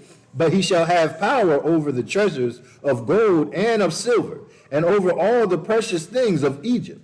And the Libyans and the Ethiopians shall be at his steps. So now he said Ethiopia going to be at his step. So that means that he going to basically have control over Africa, but not the Middle East. Because you got Egypt and Ethiopia, but you can't get up into the Middle East, no way possible. And therefore, so the point we're getting at is, when it's all said and done, the Arab is not an ally. He's an adversary to the Roman Catholic Church.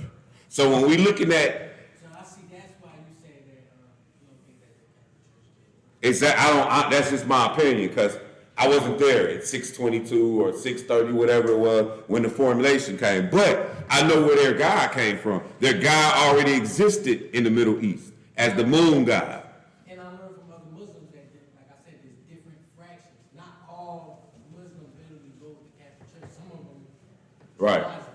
Exactly. So that's what I know of that. But what I do know is that the Antichrist does not get their land.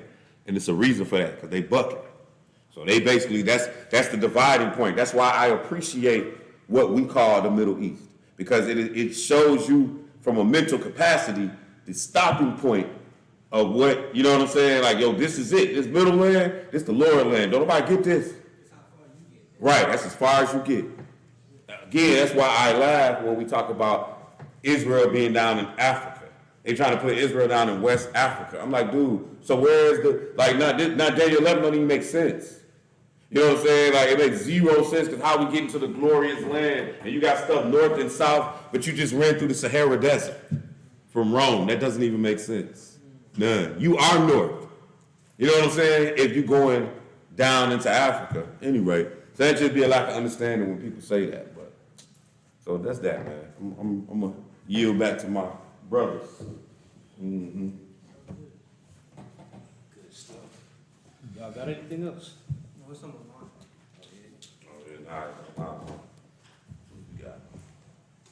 Oh, Lord. What is the difference between a Nazarene and a Nazarene?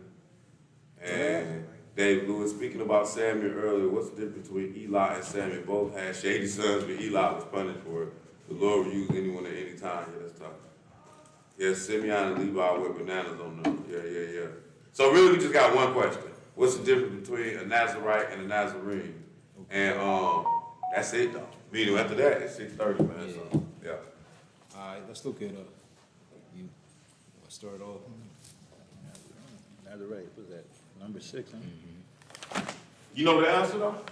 The difference between the Nazarite and the Nazarene? Ain't Nazarene, ain't that a place? Like people that come from a place, and then a Nazarite is somebody that takes a vow of a Nazarite.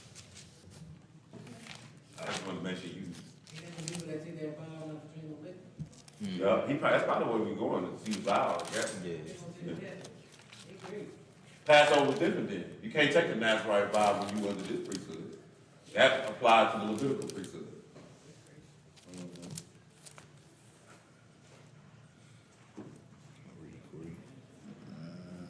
Okay. Speaking to the truth. Oh, yeah, I guess you got number 6, and you pick it up at 1.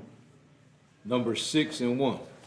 And the Lord spake unto Moses, saying, Speak unto the children of Israel, and say unto them, When either man or woman shall separate themselves to vow a vow of a Nazarite, to separate themselves unto the Lord, he shall separate himself from wine and strong drink, and shall drink no vinegar of wine or vinegar of strong drink, neither shall he drink any liquor of grapes, nor eat moist grapes or dried. All the days of his separation shall he eat nothing that is made of the vine tree, from the kernels even to the husk.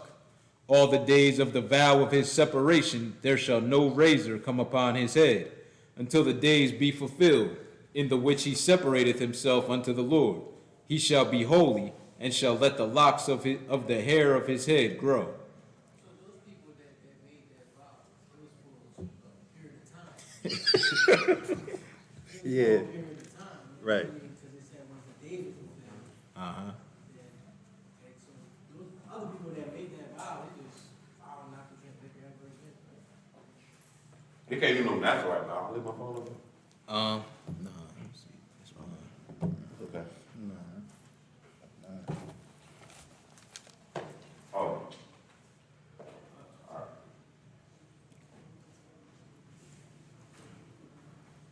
You can keep reading. Nah. Now, you can continue answering the question. That was just me trying. Oh, okay. Nah, I'm trying to look for another spot where call the person a Nazarite Well, or Nazarene.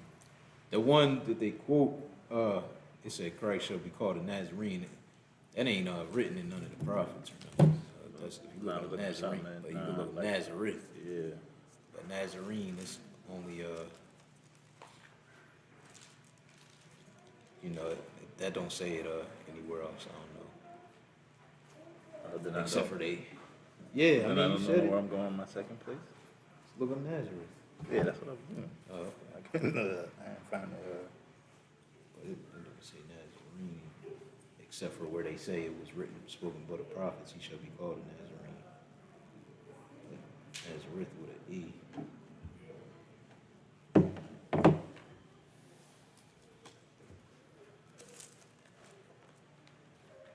the question was what's Nazareth and the Nazarene? Mm-hmm.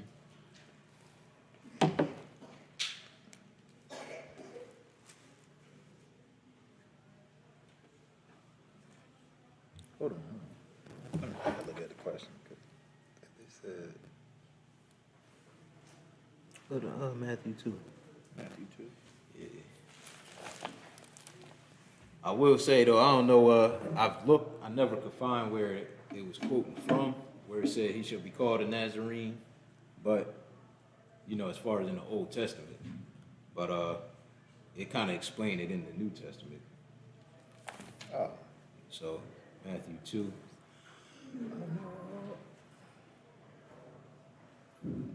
I thought they said Nazarite and the Nazarene. Yeah.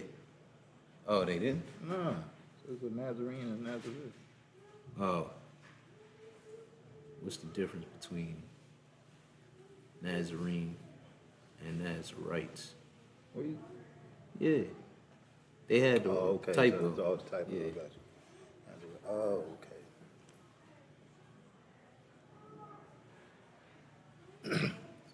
Matthew 2. Yeah. Who asked why Hitler killed the Jews? Asked Who sent what? this to you, Chris? I don't know who asked, but I found a nice article though. Got you. Sent it to you. I think it was with Joshua. Matthew 2. Joshua, you asked that? Why did they kill, why did Hitler kill the Jews? Okay, I'm gonna send them both to y'all. I found a good little article though.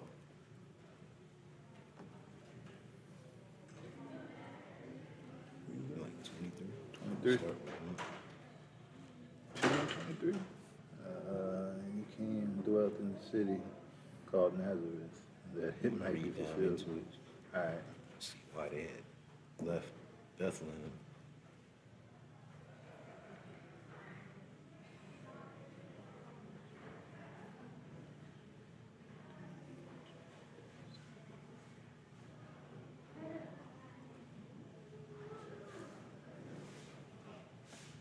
Oh, okay. He started at 17, I guess. All right, Matthew 2 and verse 17. Then was fulfilled that which was spoken by Jeremy the prophet, saying, In Ramah was there a voice heard, lamentation and weeping and great mourning, Rachel weeping for her children, and would not be comforted because they are not. But when Herod was dead, behold, an angel of the Lord appeared in a dream to Joseph in Egypt, saying, Arise, and take the young child and his mother, and go into the land of Israel, for they are dead which sought the young child's life. And he arose and took the young child and his mother and came into the land of Israel. But when he heard that Archelaus did reign in Judea in the room of his father Herod, he was afraid to go thither. Notwithstanding, being warned of God in a dream, he turned aside into the parts of Galilee. And he came and dwelt in a city called Nazareth, that it might be fulfilled which was spoken by the prophets, he shall be called a Nazarene. All right, so that's what a Nazarene is, someone that comes from Nazareth. And a Nazarite is a person who's taken a vow unto the Lord, and which we read in Numbers 6, verses 1 through 5, I think, or whatever. So, you got something else? And I hope that answers your question, if that makes any sense.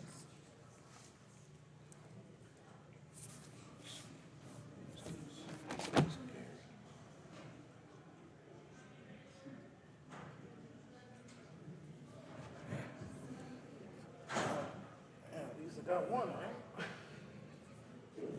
Cool, man. Yeah, that's what I figured. I figured.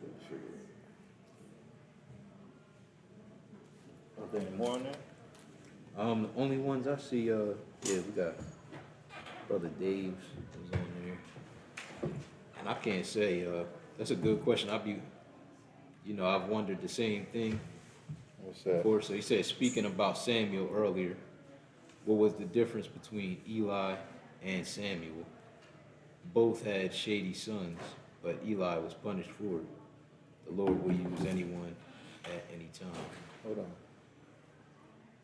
Eli and Samuel? Who's on? The Eli before Samuel? The high priest before him? Yeah, yep. He didn't do nothing to stop his sons. Yeah. Samuel's sons was tripping too. Did he not do nothing to stop his sons? It don't say he did. Nah, that's why they asked for a king. Right, Because his okay. sons was taking bribes. Okay. But maybe what they was doing wasn't as horrendous, because what we read about Eli's sons, we could Right. read it. They're taking the meat out of the flesh pots. Yeah, and they was sleeping with the women at the Right. door of the tabernacle. So it said that Samuel's sons was taking bribes and perverting judgment, but it said Eli's sons made people to actually hate it said to abhor the sacrifice of the Lord. Right. So people didn't even want to go down there with their offering no more, because they was like ready to take it from them by force.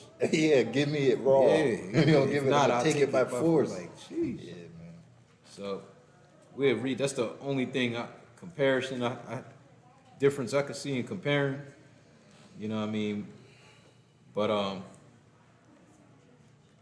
they seem that it took it a lot further than Samuel's sons, and also Samuel's sons wasn't permitted to keep going, because then the people used that as a reason to want a king.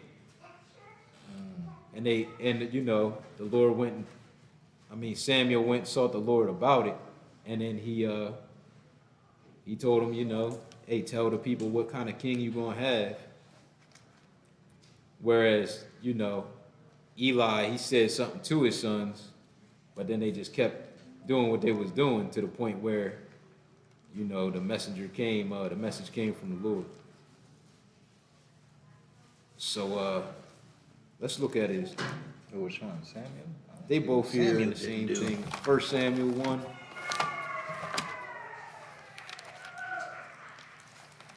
Somebody's happy. Sure there's some. Okay. 1 Samuel, let's pick it up at chapter 2. We'll just look at the differences, 2 and 12. 1 Samuel, chapter 2, and verse 12. Yeah, they definitely was both, misusing the priest's office. All day. But we're going to see Eli's sons was like, they was doing the most. 2 and 12? Yes, sir. 1 Samuel 2 and 12. Let's see. All right, All peace, right, my peace, bro. peace. Now the sons of Eli were sons of Belial. They knew not the Lord. Uh-huh. And the priest's customs with the people was that when any man offered sacrifice, the priest's servant came while the flesh was in seething with a flesh hook of 3 teeth, in his hand, and he stuck it into the pan or kettle or cauldron or pot. All that the flesh hooks brought up, the priest took for himself. So they did in Shiloh unto all the Israelites that came thither. All right, and we could read this in the law, you know, whatever came up when somebody brought their offering, and the priest was allowed to just, you know, strike this like a flesh hook, you know, into the pot, and whatever it drew out, that was theirs to eat. But all the fat was supposed to be for the Lord, and they were supposed to boil it first. But now let's see what they doing. Go ahead, 15. Also, before they burnt the fat, the priest's servants came and said to the man that sacrificed, give flesh to roast for the priest, for he will not have sodden flesh of thee, but raw. All right, now the Lord had commanded them, you know, not to eat any of this fat, you know, and for them to boil it first. But now they asking for it raw, and they not going to go and, you know, separate the fat from it either. So they said, give flesh to roast for the priest. He will not have sodden flesh of these, so we don't want you boiling it first, but raw. And what? What if somebody has something to say about it? And if any man said unto him, let them not fail to burn the fat presently. So now if anybody say, you know, well, let them burn the fat first, they just trying to make sure it's done according to how the Lord commanded it in the law. If any man said unto him, let them not fail to burn the fat presently, what? And then take as much as thy soul desire. Then he would answer him, nay. No, but what? But thou shalt give it me now, and if not, I will take it by force. Man, they threatening the people for their sacrifices like they're starving or something. Hey, I ain't coming back here to sacrifice again. Right. You know, now people got to bring this at commandment of the Lord. So what ended up happening? Wherefore the sin of the young men was very great before the Lord. For men abhorred the offering of the Lord. Man, people hated to go make offerings to the Lord because of the way the priest was abusing the office. But now, let's skip down to, let's skip down to verse 22. Now Eli was very old, and heard all that his sons did unto all Israel, and how they lay with the women at the assembly at the door of the tabernacle of the congregation. So now, not only, you know, they making people to not want to bring the sacrifice, but they sleeping with the women right at the door of the tabernacle. And again, you know, that's breaking all kind of stuff for real. But so we could read about Eli's sons taking it even further. And what'd he say unto him? He says, now Eli was very old, and he heard all that his sons did unto all Israel, and how they lay with the women that assembled at the door of the tabernacle of the congregation. And he said unto them, why do ye such things? For I hear of your evil dealings by all this people. Nay, my sons, for it is no good report that I hear. Ye make the Lord's people to transgress. If one man sin against another, the judge shall judge him. But if a man sin against the Lord, who shall entreat for him? Notwithstanding, they hearken not unto the voice of their father. So he said something to them, but they didn't listen. And he let them know, because, hey, normally when they had matters of controversy that they couldn't settle, they would go to the judge. But now his sons was the judges, and he like, who gonna entreat for y'all? Go ahead. Because the Lord would slay them. Notwithstanding, they hearken not unto the voice of their father, because the Lord would slay them. Hey, they must have already took it too far. The Lord was going to kill them. So he even looked like hardened their heart. So they didn't listen. But go ahead. And the child Samuel grew on, and was in favor both with the Lord and also with men. And there came a man of God unto Eli, and said unto him, thus saith the Lord, did I plainly appear unto the house of thy father when they were in Egypt in Pharaoh's house? And did I choose him out of all the tribes of Israel to be my priest, to offer upon mine altar, to burn incense, to wear ephod before me? And did I give unto the house of thy father all the offerings made by fire of the children of Israel? Hey, so again, the Lord already had given them the offerings. That's written back in the law. They could have had whatever the flesh hook brought up, but they, want to do it their way and cause people to actually err in their offering. Go ahead. So we don't see, we'll look at Samuel's sons briefly before we close. But I don't think it said nothing to that effect, that they making the people to, hate what they had to do. They was taking bribes and perverting judgment. But these people was making it so people didn't even want to do the offering of the Lord, Eli's sons. But go ahead. And they fornicated. Verse 29. Wherefore kick ye at my sacrifice and at mine offering, which I have commanded in my habitation, and honorest thou sons above me, to make yourselves fat with the chiefest of all the offerings of Israel, my people. Wherefore the Lord God of Israel saith, I said indeed that the house and the house of thy father should walk before me forever. But now the Lord saith, be it far from me. For them that honor me I will honor, and they that despise me shall be lightly esteemed. Behold, the days come that I will cut off thine arm, and the arm of thy father's house, and that there shall not be an old man in thine house. And thou shalt see an enemy in my habitations, and all the wealth which God had, which shall give Israel, and there shall not. I'm sorry. So he told him he was going to end up killing his sons both in the same day. Right. And that's what ended up happening. In fact, we'll look at it real quick. Skip to chapter 4 and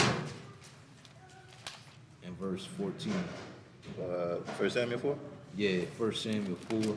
14? Oh, 1 Samuel 4. Yeah, 1 Samuel chapter 4. Oh, chapter 4. And pick it up at verse 10.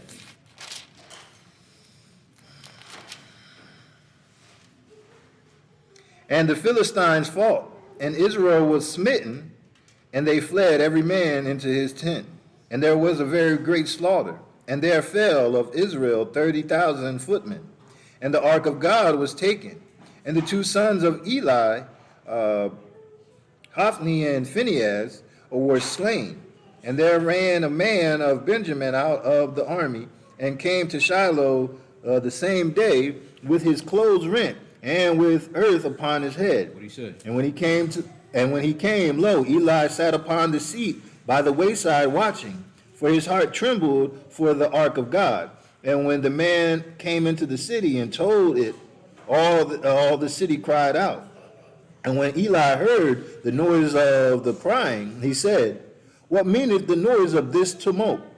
And the man came in hastily and told Eli.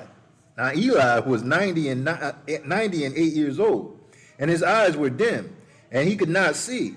And the man said unto Eli, I am he that came out of the army, and I am fled today out of the army. And he said, what is there done, my son? And the messenger answered and said, Israel is fled before the Philistines, and there have been also a great slaughter among the people.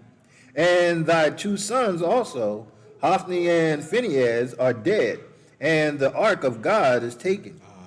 And it came to pass, when he made mention of the ark of God, that he fell from off the seat backward by the side of the gate, and his neck brake, and he died.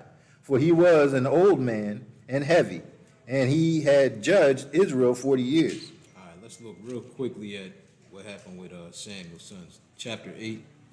Chapter 8. 1 Samuel 8. It don't give us nearly as much about what they did, but we see Eli's sons they was like breaking everything. It seemed like, they made people to abhor the sacrifice, and they was sleeping with the women at the door of the tabernacle. 8 and 1. That's crazy. And it came to pass, when Samuel was old, So now Samuel already old. Did what? that he made his sons judges over Israel. Now the name of his firstborn was Joel, and the name of his second Abiah. They were judges in Beersheba. And his sons walked not in the way, not in his ways, but turned aside after a lucre. And he took bribes and perverted judgment. Then all the elders of Israel gathered themselves together and came to Samuel unto Ramah and said unto him. Now, it said he was already old when he made them judges. Right. And then when they started doing this, it said all the people came to Samuel and they gonna ask for a king. It don't give us a long, like with Eli, it seemed like they was allowed to continue doing that for a while, because he came to him, said something, all the people was telling him about what they was doing, and then they still didn't listen. And they was taking bribes. Yeah, it said, now I ain't trying to put, they was just raw taking bribes. flesh and- But hey, Eli's sons was, it was making people to hate the offering of the Lord, and it was fornicating with the women at the door of the tabernacle. So now the people gonna come and ask for a king. Go ahead. And said unto him, Behold, thou art old, and thy sons walk not in thy ways. Now make us a king to judge us like all the nations. All right, so the Lord, he was. Go ahead, we'll just read. But this thing displeased Samuel when they said, Give us a king to judge us. And Samuel prayed unto the Lord. And the Lord said unto Samuel, Hearken unto the voice of the people and all that they say unto thee. For they have not rejected thee, but they have rejected me, that I should not reign over them. All right, so that's good. I mean, we could just look at some of the differences what it say they was doing, but by all that we read a whole lot more about Eli's sons. With Samuel, it seemed like as soon as the people, seen what they was doing, they came to Samuel and wanted a king. Right. And the Lord already knew about that Israel was going to do this, because he said all the way back in Deuteronomy, Oh, he went and told Joshua. yeah, when you come into the land, Yeah, man. and y'all want to put a king over you like all the nations, he gave them some standards on that. But all right, we're gonna close out. We're Hopefully, going to close out, stand and face Jerusalem. Oh,